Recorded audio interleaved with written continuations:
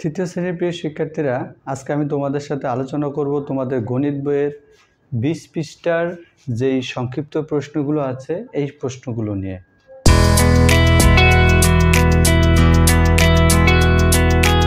Hello viewers, তোমরা যদি বোর্ডে খেয়াল করো, এখানে তোমাদের গণিত বইয়ের তৃতীয় শ্রেণীর গণিত বইয়ের 20 পৃষ্ঠার 6 নংয়ের নিচের প্রশ্নগুলোর উত্তর দাও। এখানে 5টা প্রশ্ন আছে, এই প্রশ্নগুলোর উত্তর আমরা আজকে আলোচনা করব। তো 1 নম্বর যে প্রশ্নটা ছিল 39 শত সংখ্যাটি কত? 39 শত, তাহলে আমরা জানি শত মানে 100, তার মানে 39টা 100 নিলে এই সংখ্যাটা কত হয় এটা আমাদেরকে লিখতে হবে। তাহলে আমরা কিভাবে লিখব? আমরা লিখব 39 শত সমান, তাহলে 100কে আমরা 39 দ্বারা গুণ করব, তার মানে আমাদের উত্তর হবে 39 শত। 39 শত, শত মানে 100, তার মানে 39টা 100 নিলে আমাদের রেজাল্ট হয় 3900। এরপর যদি আমরা 2 নাম্বারটা খেয়াল করি, 2 নাম্বার যে প্রশ্নটা ছিল 122 শত সংখ্যাটি কত? শত মানে 100, তার মানে 122টা শত নিলে সংখ্যাটা কত হয়? তাহলে আমরা কি লিখব? 122 শত সমান, তাহলে 100 গুণ 122, মানে 100টা 122টা 100 নিতে হবে। তাহলে গুণ করলে কত হয় দেখো, 1 দিয়ে 122 গুণ করলে 122 আর 2টা 0, তার মানে আমার ফল 12200। এই অঙ্কগুলো উত্তরগুলো তোমাদেরকে এভাবে লিখতে হবে। এরপর যদি আমরা 3 নম্বর অঙ্কটা খেয়াল করি, 2900 এ কয়টি শত আছে? দেখো উপরের অঙ্ক দুটো ছিল গুণ, এখন এই 3 আর 4 অঙ্কটা হচ্ছে ভাগ। এটা কিভাবে বুঝবে? প্রশ্নটা পড়লেই বুঝতে পারবে তোমরা যে 39 শত সংখ্যাটি কত? 39 শত, একটা শত নিলে 100ই হয়।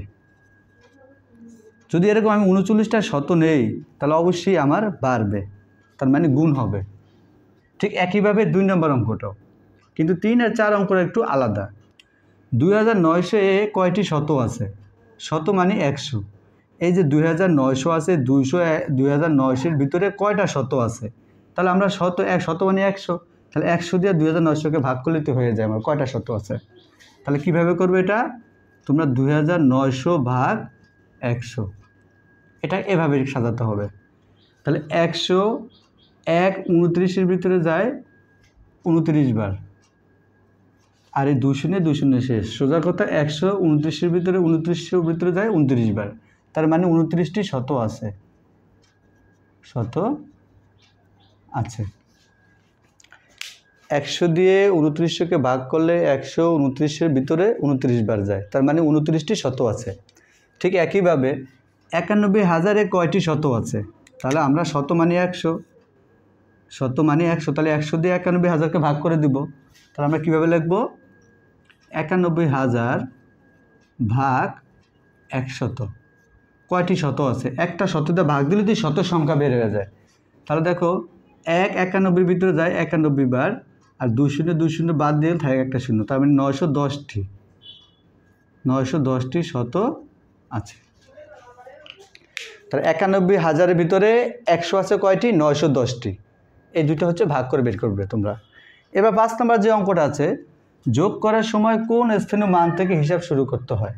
ধরো একটা আমি যদি সংখ্যা লিখি 2 4 5 যোগ 1 3 0, এখন এই যোগটা যদি আমরা করি, যোগ করার সময় আমরা কোন ঘর থেকে, কোন স্থানীয় মান থেকে হিসাব শুরু করি? এককের ঘর থেকে, নাকি তোমরা শতকের এদিক থেকে যোগ করে ওদিকে যাও, নাকি এককের ঘর থেকে এদিকে আসো? অবশ্যই এককের ঘর থেকে যোগ করে বাম দিকে আসো, তার মানে এককের ঘর থেকে যোগ করা শুরু করতে হয়। তাহলে প্রশ্নটা ছিল কি, যোগ করার সময় কোন স্থানীয় মান থেকে হিসাব শুরু করতে হয়? এটার উত্তর হবে এককের ঘর থেকে, এককের ঘর থেকে। যে শিক্ষার্থীরা, আশা করি সবাই বুঝতে পেরেছ।